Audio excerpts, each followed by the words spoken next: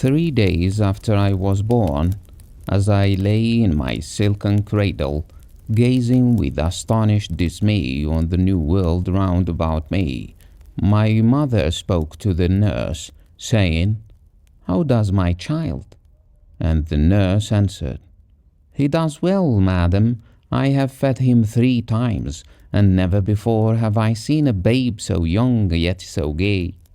And I was indignant, and I cried, "It's not true, mother, for my bed is hard, and the milk I have sucked is bitter to my mouth, and the odor of the breast is foul in my nostrils, and I am most miserable." But my mother did not understand, nor did the nurse, for the language I spoke was that of the world from which I came. And on the 21st day of my life, as I was being christened, the priest said to my mother, "You should indeed be happy, madam, that your son was born a Christian." And I was surprised, and I said to the priest, "Then your mother in heaven should be unhappy, for you were not born a Christian."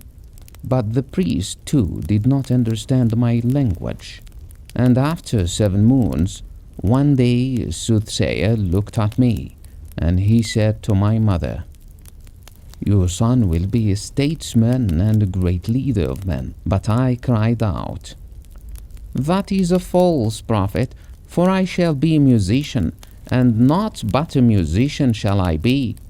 But even at that age my language was not understood, and great was my astonishment. And after 33 years, during which my mother and the nurse and the priest have all died, the shadow of God be upon their spirits, the soothsayer still lives.